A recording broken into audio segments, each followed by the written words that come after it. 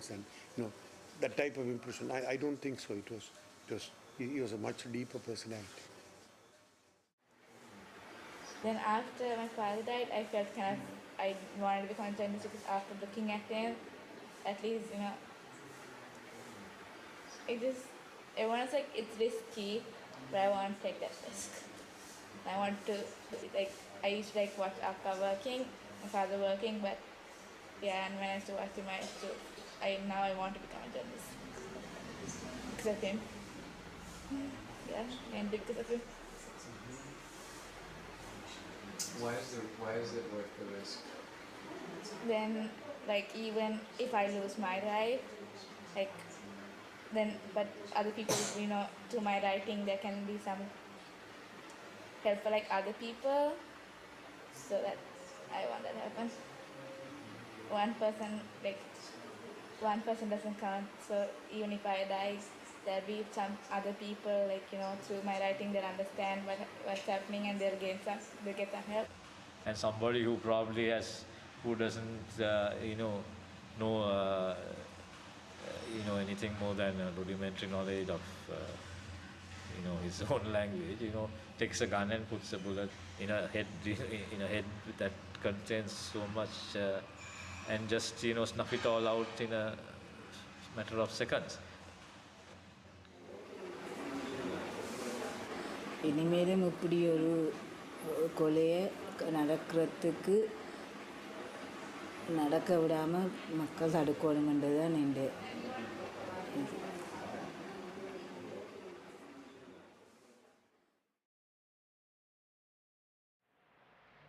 On April 28, 2005, Sivaram was abducted in front of a police station in Colombo, Sri Lanka's capital city. He was leaving a restaurant where he had been talking with friends. Kusal Pereira, an old friend and fellow journalist, was the only witness to the abduction and the last known person to see Sivaram alive.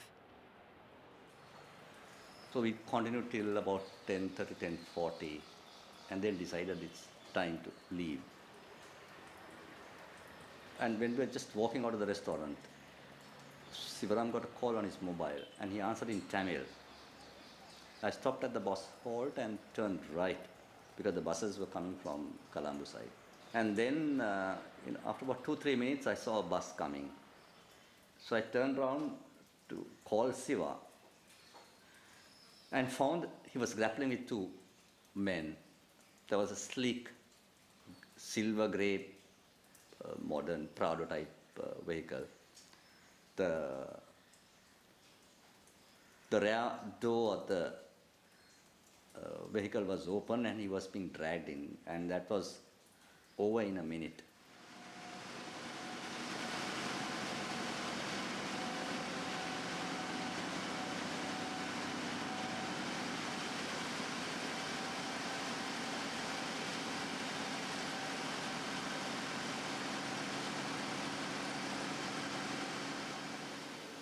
He would have been devastated to know that his older daughter had to identify the body. I mean, that was just like the worst, It was worse than actually him being dead, was the fact that she had to go through with that. And I kept on thinking, I saw that photograph of her that they published, I think, in the front page of the Sunday Times, kneeling by Siva's body. And I thought, my God, this would kill him. He would really have hated that. He tried to protect them. Yeah? He tried to take care very much.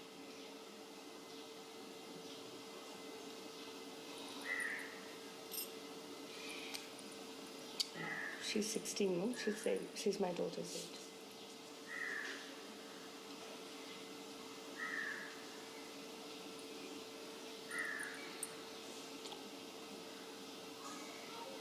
Okay guys, you don't make me cry, okay? This is not a crying movie, so you just gotta stop doing this.